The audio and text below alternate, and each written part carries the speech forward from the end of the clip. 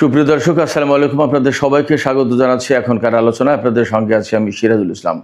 দর্শক, গত রাতে ইয়েমেনের হুতি সমর্থিত সেনাবাহিনী সৌদি আরবের দুটি জাহাজে হামলা চালিয়েছে। বাব আল মানদেব প্রণালী পার হতে দেয়নি। এই ঘটনায় সৌদি আরব কী করলো এবং পাকিস্তান কি বলেছে তা নিয়ে বিস্তারিত আলোচনা থাকবে আজকের এই ভিডিওতে। এর পাশাপাশি হরমুজ প্রণালীতেও দুটি জাহাজে হামলা হয়েছে, একটি জাহাজে আগুন ধরে গেছে। এই প্রেক্ষাপটে আন্তর্জাতিক বাজারে তেলের দাম মারাত্মকভাবে বেড়ে গেছে।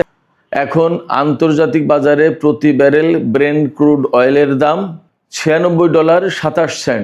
গতকালকের চেয়েও সেটা বেড়ে গেছে। আর এক ব্যারেল ওয়েস্ট টেক্সাস ইন্টারমিডিয়েট যে তেল, তার দাম $94.07। পরিস্থিতি যেখানে যাচ্ছে তাতে মনে হচ্ছে আন্তর্জাতিক তেলের বাজার মারাত্মকভাবে অস্থিতিশীল হয়ে উঠবে। এদিকে জর্দানে নিহত মার্কিন সেনাদের লাশ আমেরিকায় পৌঁছানোর পর সেই সমস্ত লাশ গ্রহণ করার আগে সাংবাদিকদের কাছে মার্কিন প্রেসিডেন্ট ডোনাল্ড ট্রাম্প বলেছেন সেনা হত্যার জন্য ইরানকে চড়া মূল্য দিতে হবে, এবং তিনি বলেছেন ইরানের উপরে বোমা হামলা চালানোর জন্য বোমারু বিমানগুলো প্রস্তুত করা হচ্ছে। আমরা এর প্রস্তুতির কথা কিন্তু কম বেশি জানতেও পারছি। কিন্তু ইরান কি করবে? ইরান পরিষ্কার করে ঘোষণা দিয়েছে, দুই তিনটা ঘোষণা আছে। ইরানের পররাষ্ট্রমন্ত্রীর পক্ষ থেকে ঘোষণা আছে যে তারা চোখের বদলে চোখ এই নীতি অনুসরণ করবে সামরিক ক্ষেত্রে এখন থেকে। এপাশে ইরানের সামরিক বাহিনীর যিনি মুখপাত্র ব্রিগেডিয়ার জেনারেল আকরামিনিয়া, তিনি বলেছেন ইরানের সামরিক বাহিনী আগের চেয়ে বেশি প্রস্তুত, এবং আমেরিকা যদি স্থল অভিযান চালাতে যায় তাহলে তারা মারাত্মক রকমের বিপর্যয়ের মুখে পড়বে। এদিকে মার্কিন পররাষ্ট্রমন্ত্রী মার্কো রুবিও বলেছেন ইরান চুক্তির জন্য মরিয়া হয়ে উঠেছে। তবে একই জায়গায় তিনি বলেন যে পরিস্থিতি দেখে মনে হচ্ছে ইরান চুক্তি করতে চায় না, এই জন্য তাদেরকে মূল্য দিতে হবে। একবার বললেন ইরান চুক্তির জন্য মরিয়া হয়ে উঠেছে, আবার তিনি বলছেন যে চুক্তি চায় না, এর জন্য মূল্য দিতে হবে। আসলে বাস্তবতা কি? অন্যদিকে গতকাল জর্দানের প্রিন্স হাসান এবং প্রিন্স ফয়সাল বিমান ঘাঁটিতে ইরান হামলা চালিয়েছিল। এই হামলায় 8টি মার্কিন MQ-9 রিপার ড্রোন, একদম ব্র্যান্ড নিউ রিপার ড্রোন ধ্বংস হয়েছে এবং 2টি ক্ষতিগ্রস্ত হয়েছে। ওই হামলায় 2টি ভারী অর্থাৎ হেভি হেলিকপ্টার ধ্বংস হয়েছে এবং কয়েকজন সেনা হতাহত হয়েছে। এপাশে সামাজিক মাধ্যমে আরেকটি খবর ছড়িয়েছে গত রাতে দেখলাম, কাতারের আল উদেইদ বিমান ঘাঁটি থেকে আমেরিকা তাদের সমস্ত বিমান এবং সেনা সরিয়ে নিয়েছে, একদম খালি। এর কারণ কি? সুপ্রিয় দর্শক, এই সমস্ত বিষয় নিয়েই আমরা এখন বিস্তারিত আলোচনা করব। আশা করি ভিডিও ভালো লাগবে আর আপনারা শেষ পর্যন্ত সঙ্গেই থাকবেন। ভিডিও যদি ভালো লাগে লাইক কমেন্ট শেয়ার করবেন এবং চ্যানেলটি সাবস্ক্রাইব করে সাথেই থাকবেন। দর্শক, আমরা আলোচনা একেবারে শুরু করি। বাব আল মানদেব প্রণালীতে হুতি সমর্থিত সামরিক বাহিনী সৌদি আরবের 2টি জাহাজে হামলা চালিয়েছে গত রাতে। এখনও পর্যন্ত কেউ কেউ বলছে হামলার দাবি করেছে, বাট এ নিয়ে কিন্তু পাকিস্তান এবং সৌদি আরবের মধ্যে আলোচনা পর্যন্ত হয়ে গেছে। হামলায় একটি জাহাজে আগুন ধরে গেছে, সেই ভিডিও ছড়িয়ে পড়েছে, আর একটি জাহাজ ফিরে গেছে। তার মানে ইয়েমেন একদম কার্যকরভাবে তারা যে কথা বলেছিল ঠিক সেইভাবেই বাব আল মানদেব প্রণালীতে সৌদি আরবের বিরুদ্ধে অবরোধ বাস্তবায়ন করা শুরু করেছে। ইয়েমেনের পক্ষ থেকে বলা হচ্ছে যে সৌদি আরব গত 11-12 বছর ধরে যে অবরোধ দিয়ে রেখেছে ইয়েমেনের বিশেষ করে সানা ভিত্তিক যে সরকার, তাদের বিরুদ্ধে আকাশপথে, নৌপথে এবং স্থলপথে, তার জবাবে এই হুতি সমর্থিত সরকার সৌদি আরবের বিরুদ্ধে এই ব্যবস্থা নিল। সেক্ষেত্রে এখন হয় ইয়েমেনের সাথে হুতিদের সাথে যুদ্ধ করতে হবে সৌদি আরবকে, অথবা একটা মীমাংসায় আসতে হবে। এই প্রেক্ষাপটে অর্থাৎ এই যে সৌদি জাহাজের উপর হামলা চালালো, সেখানে পাকিস্তানের প্রধানমন্ত্রী শেহবাজ শরীফ সৌদি যুবরাজ মোহাম্মদ বিন সালমানের সাথে টেলিফোনে কথা বলেছেন। গতকাল পাকিস্তান যে বিবৃতি দিয়েছিল তাতে পাকিস্তানের এই যুদ্ধ সংঘাতে জড়িয়ে পড়ার একটা সমূহ আশঙ্কা তৈরি হয়েছিল। সেই জায়গা থেকে আশঙ্কা করছিলাম যে এই বাব আল মানদেব প্রণালীকে কেন্দ্র করে পাকিস্তানও কি যুদ্ধে জড়িয়ে যায় কিনা। কিন্তু এখন পাকিস্তান সরকারের পক্ষ থেকে বিশেষ করে প্রধানমন্ত্রী শেহবাজ শরীফ সৌদি আরবের সাথে টেলিফোনে কথা বলেছেন এবং সেই আলাপে মোটামুটি বোঝা যাচ্ছে যে এখনই পাকিস্তান জড়িয়ে যাচ্ছে না বা যায়নি। শেহবাজ শরীফ বলেছেন যে হুতিরা যে কাজ করেছে, অর্থাৎ ইয়েমেনের হুতি সমর্থিত সামরিক বাহিনী যেটা করেছে সেটা নিন্দারযোগ্য, গ্রহণযোগ্য না। এটা আন্তর্জাতিক আইনের লঙ্ঘন এবং পাকিস্তান সৌদি আরবের পাশে আছে। অনেকটা সান্ত্বনামূলক কথা।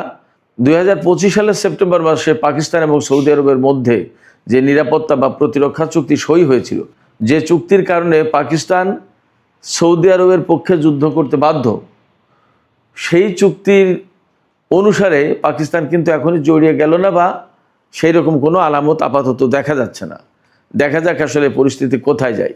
তবে পাকিস্তান যদি এই মুহূর্তে যুদ্ধে জড়িয়ে যায় তাহলে পরিস্থিতি অনেক বেশি ভয়ঙ্কর হয়ে উঠবে, মধ্যপ্রাচ্যের পরিস্থিতি অনেক বেশি নাজুক হবে এবং পাকিস্তানের নিজের অবস্থান মারাত্মকভাবে ক্ষুণ্ণ হবে।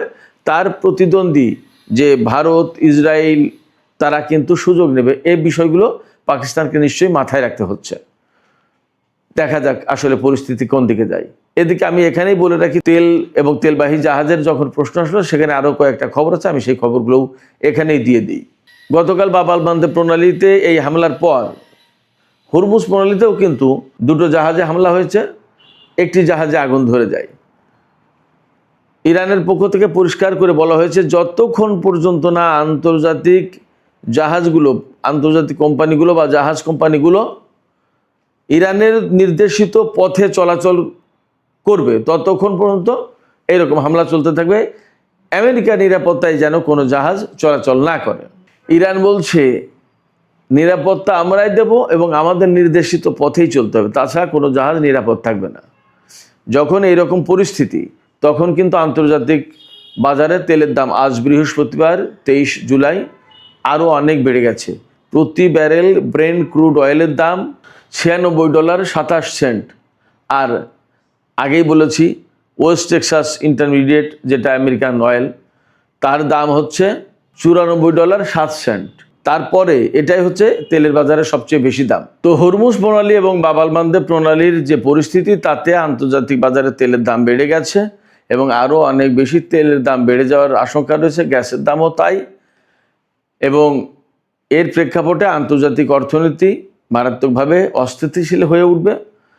এখনই যদি এই বিষয়ে আন্তর্জাতিক অঙ্গন থেকে কূটনৈতিক উদ্যোগ না নেওয়া হয়, তাহলে আমাদের বাংলাদেশের মতো ছোট ছোট যে সমস্ত দেশ বা ছোট অর্থনীতির দেশ যেগুলো আছে, তারা সবচেয়ে বেশি ক্ষতির মুখে পড়বে। এখনই এই ব্যাপারে আমি এই ভিডিওর মাধ্যমে বাংলাদেশ সরকারের প্রতিও একান্তই অনুরোধ জানাবো, আহ্বান জানাবো, যদি বাংলাদেশ সরকারের পক্ষ থেকে সম্ভব হয় তাহলে এখনই উদ্যোগ নেওয়া উচিত, যাতে এই সংকটের দ্রুত সমাধান করা যায়। বিশেষ করে সৌদি আরবের সাথে, পাকিস্তানের সাথে এবং ইয়েমেনের সাথে, ইরানের সাথে, চীনের সাথে, তুরস্কের সাথে, এই সমস্ত দেশগুলোর সাথে আলাপ আলোচনা করে এই সংকট দ্রুত নিরসন করা দরকার। এদিকে গত 11ই মার্চ হরমুজ প্রণালীতে ইরানের হামলার শিকার হয়েছিল থাইল্যান্ডের একটি জাহাজ মায়ুরি নারী। এই জাহাজে 3 জন নাবিক নিহত হয়েছিল এবং 3 জন নাবিক বেঁচে যায়। সেই নাবিকেরা আজকে ওই জাহাজ কোম্পানির মালিকের বিরুদ্ধে মামলা করেছে। তারা বলেছে যে ইরানের হুঁশিয়ারি অমান্য করে আমাদেরকে এই জাহাজ চালানোর নির্দেশ দিয়েছিল মালিক পক্ষ। মালিকের এই অমান্য করার কারণে 3 জন নাবিক নিহত হয়েছে এবং আমরা সেখান থেকে কোনো রকম বেঁচে ফিরেছি। এই যে সংকট, এই যে ক্ষয়ক্ষতি, জীবনের ঝুঁকি বা ক্ষতি হলো এবং তাদের চাকরিও চলে গেছে সম্ভবত, এই ক্ষতিপূরণ বাবদ মালিককে ব্যবস্থা নিতে হবে, এই জন্য সেই জাহাজের মালিকের বিরুদ্ধে মামলা করেছে। সুপ্রিয় দর্শক, এবার আমরা মধ্যপ্রাচ্যের, বিশেষ করে ইরান, সৌদি আরব, আমেরিকা, এখানকার কি পরিস্থিতি সেই বিষয়গুলো নিয়ে একে একে আলোচনা করি। আমেরিকান টাইম গতকাল বুধবার এবং বাংলাদেশ টাইম আজ বৃহস্পতিবার মার্কিন প্রতিনিধি পরিষদে সামরিক বাজেট পাশ হয়েছে $1.5 ট্রিলিয়ন। গত বছর এই সামরিক বাজেট ছিল $900 বিলিয়ন, আর সেখানে $1.5 ট্রিলিয়ন মানে $600 বিলিয়ন বাড়ানো হলো। তার মানে দাঁড়াচ্ছে আমেরিকা এই বছরে ব্যাপকভাবে যুদ্ধ বিগ্রহে জড়িত হবে এবং প্রচুর পরিমাণে অস্ত্র এবং সামরিক প্রতিরক্ষা সরঞ্জাম তৈরি করবে, মোটামুটি তাতে বোঝা যাচ্ছে। যার কারণে এত বিরাট ব্যাপক বাজেট, $1.5 ট্রিলিয়ন মানে কল্পনার বাইরে। বিশ্বের সামরিক ইতিহাসে এটিই প্রথম এত বড় বাজেট আমেরিকা দিল। এই বাজেট পাশের ব্যাপারে অবশ্যই ডেমোক্র্যাটরা চরমভাবে বিরোধিতা করেছে। এমনকি রিপাবলিকান দলের 7 জন, ডোনাল্ড ট্রাম্পের যে রিপাবলিকান দল, তার 7 জন সদস্য এই বিলের বিরোধিতা করেছে, এই বাজেটের। তো 216 ভোট পড়েছে বাজেটের পক্ষে, $1.5 ট্রিলিয়ন বাজেটের পক্ষে, আর 212 ভোট পড়েছে বিপক্ষে। ডেমোক্র্যাট দল থেকে 6 জন বিলের পক্ষে ভোট দিয়েছে, আর রিপাবলিকান দলের 7 জন বিলের বিরুদ্ধে ভোট দিয়েছে। তার মানে খুব ন্যারো ভোটে, অর্থাৎ 16 আর 12, 216 212, 4 ভোটের ব্যবধানে এই বাজেট পাশ হয়েছে। কিন্তু অনেক প্রতিনিধি পরিষদের সদস্য তারা আশা করছেন যে এই বাজেট সিনেটে গিয়ে আটকে যাবে, এত বড় বিশাল বাজেট পাশ হবে না। আমরা বুঝতেই পারছি এত বড় বিশাল বাজেট করার মানেই হচ্ছে আমেরিকা আরও বেশি অ্যাগ্রেসিভ হবে, ইরান মধ্যপ্রাচ্যে মারাত্মক রকমের যুদ্ধ করবে এবং এর জন্য তাদের প্রয়োজনীয় সামরিক অস্ত্র, রসদ, সরঞ্জাম এগুলো তৈরি করবে। আমেরিকা এত বিরাট বাজেট করতে কেন বাধ্য হচ্ছে? বাধ্য হচ্ছে বলতে কেন করছে? সেটা এই কারণে যে ইরানের সাথে যুদ্ধ করতে এসে দেখে যে মহাবিপদে পড়ে গেছে। এবং ডোনাল্ড ট্রাম্প কিন্তু কয়েকদিন আগে বলেছেন যে আমরা বিশ্বের একটি অন্যতম শক্তিশালী দেশের বিরুদ্ধে যুদ্ধ করছি। তো এই যুদ্ধ করতে এসে প্রতিদিন লাশ যাচ্ছে, আহত হচ্ছে, মার্কিন সেনারা প্রচুর পরিমাণে বিমান, ড্রোন, রাডার এই সমস্ত ধ্বংস হচ্ছে, ঘাঁটি ধ্বংস হচ্ছে। এগুলো ঠিকঠাক করতে হবে। মধ্যপ্রাচ্যে যদি ধরে রাখতে হয় তাদের অবস্থান, তাহলে ইরানের বিরুদ্ধে যুদ্ধে তাদেরকে জিততে হবে। এবং সেই জন্য মার্কিন প্রেসিডেন্ট ডোনাল্ড ট্রাম্প গতকাল বুধবার হুঁশিয়ারি উচ্চারণ করেছেন যে এই যে সেনা নিহত হলো, এই সেনা হত্যার জন্য ইরানকে চরম মূল্য দিতে হবে এবং তিনি নতুন করে ইরানের বিরুদ্ধে হামলা চালাবেন। এই জন্য বোমারু বিমান প্রস্তুত হচ্ছে বলে ঘোষণা করেছেন। ইরানও এ ব্যাপারে প্রস্তুত এবং ইরানের পক্ষ থেকে পরিষ্কার করে বলা হয়েছে। ইরানের পররাষ্ট্রমন্ত্রী আব্বাস আরাকচি বলেছেন, আমরা এখন শুধুমাত্র প্রতিরোধমূলক হামলা চালাবো না, আমরা এখন এই নীতি অনুসরণ করব, চোখের বদলে চোখ। অর্থাৎ আমেরিকা যেভাবে হামলা চালাবে, যে রকমের হত্যাকাণ্ড চালাবে, হয়তো ইরানের সামরিক বাহিনীও মার্কিন বাহিনীর উপরে একই রকমের হামলা চালাবে। এপাশে ইরানের সামরিক বাহিনীর মুখপাত্র ব্রিগেডিয়ার জেনারেল আকরাম ইনিয়া তিনি বলেছেন, এখন ইরানের বাহিনী আগের চেয়ে অনেক বেশি প্রস্তুত এবং যুদ্ধবিরতির যে ঘটনাটা গেল, এই যুদ্ধবিরতির সময় ইরান কিন্তু নিজেদেরকে আরও বেশি প্রস্তুত করে তুলতে পেরেছে এবং আগের অভিজ্ঞতার আলোকে ইরান এখন নতুন করে স্ট্র্যাটেজি সাজিয়েছে। নতুন নতুন স্ট্র্যাটেজি, নতুন নতুন কৌশল তারা অবলম্বন করবে এবং আমেরিকা যদি ভুলক্রমে স্থল অভিযান চালানোর চেষ্টা করে তাহলে তারা ভয়াবহ বিপর্যয়ের মুখে পড়বে, তারা টিকতে পারবে না ইরানের সামরিক বাহিনীর মুখে এবং এই নতুন কৌশলের কাছে তারা বিপর্যস্ত হয়ে পড়বে। কি কৌশল তিনি তা বলেননি। এদিকে সৌদি আরবের সাথে আমেরিকা একটা চুক্তি করেছে, পরমাণু চুক্তি। এই পরমাণু চুক্তির অধীনে সৌদি আরব কিন্তু ইউরেনিয়াম এনরিচ করতে পারবে, সমৃদ্ধ করতে পারবে। এখানে দুটো প্রত্যাশা ছিল ইসরায়েলের, সে দুটোর একটাও এখানে হয়নি। একটা প্রত্যাশা ছিল যে সৌদি আরব যাতে সামরিক দিকে এই পরমাণু কর্মসূচি ডাইভার্ট করতে না পারে, তার একটা ক্লজ থাকবে, ব্যারিয়ার থাকবে, যাতে কোনো মতেই সামরিক দিকে এই পরমাণু কর্মসূচি পরিচালিত করতে না পারে। কিন্তু সেই ক্লজ নাকি নেই, এক। আর দুই হচ্ছে ইসরায়েলের প্রত্যাশা ছিল এই চুক্তির বিনিময়ে ডোনাল্ড ট্রাম্প সৌদি আরবকে চাপ দেবে যে ইসরায়েলের সাথে সম্পর্ক স্বাভাবিক করার চুক্তি করতে হবে। কিন্তু এই চুক্তিতে এইরকম কোনো শর্ত, এরকম কোনো ক্লজ নেই। তাহলে ইসরায়েলের আশা আপাতত ভঙ্গ হলো। কিন্তু আমার বিশ্লেষণ ভিন্ন জায়গায়, সেটা হচ্ছে পরমাণু কর্মসূচি যখন ইরান পরিচালনা করে তখন সেটা নিষিদ্ধ হয়ে যায়, সেটা হারাম হয়। আর সৌদি আরবকে যখন পরমাণু কর্মসূচি পরিচালনা করার অধিকার দেওয়া হয় এবং ইউরেনিয়াম এনরিচ করা, সমৃদ্ধ করার সুযোগ দেওয়া হয় এবং সেখানে কোনো ক্লজ নেই, সেটা হালাল হয় কি করে? এই যে মার্কিন সরকারের দ্বৈত অবস্থান সব সময়, এই দ্বৈত অবস্থান আসলে কোথায় গিয়ে শেষ হবে? কেন এইরকম তারা করবে? এই মুহূর্তে সৌদি আরবের সাথে পরমাণু চুক্তি করার একটা কারণ, বড় কারণ থাকতে পারে। সৌদি আরব কিন্তু এই যুদ্ধে আমেরিকাকে এখন খুব বেশি একটা ফেভার করছে না। ফেভার যদি না করে তাহলে সৌদি আরব হচ্ছে মধ্যপ্রাচ্যে ইরানের বিপরীতে সবচেয়ে বড় শক্তি। সেই বড় শক্তি যদি আমেরিকার হাত থেকে সরে যায় তাহলে আমেরিকার এখানে থাকে কি? এই জন্য সৌদি আরবকে পক্ষে রাখার জন্য, তাকে ম্যানেজ করার জন্য এই পরমাণু কর্মসূচি দিল। ঠিকই সময়ের ব্যবধানে তারা প্রয়োজন মতো চেপে ধরবে। সৌদি আরব যে ফ্রি হ্যান্ডে এই পরমাণু কর্মসূচি পরিচালনা করতে পারবে এটা আমি ব্যক্তিগতভাবে বিশ্বাস করি না। তারা ঠিকই একসময় চেপে ধরবে। এই কর্মসূচি পরিচালনা করতে গেলে তোমাকে ইসরায়েলকে স্বীকৃতি দিতে হবে, ইসরায়েলের সাথে সম্পর্ক করো। আবার আরও অনেক শর্ত দিতে পারে। এই মুহূর্তে হয়তো ফ্রি স্টাইলে সব কিছু দিয়ে দিল মনে হচ্ছে। এটা আমেরিকা বোঝা বেশ কঠিন। এদিকে মার্কিন পররাষ্ট্রমন্ত্রী মার্কো রুবিও বলেছেন যে ম্যানিলায় আসিয়ানের সম্মেলনে তিনি বলেছেন যে ইরান চুক্তির জন্য পাগল হয়ে গেছে, মরিয়া হয়ে উঠেছে। একই বক্তব্য তারপরেই বলছেন তিনি যে মনে হচ্ছে তারা চুক্তি চায় না। যদি তারা চুক্তি না চায় বা চুক্তি না করে তাহলে তাদেরকে চড়া মূল্য দিতে হবে।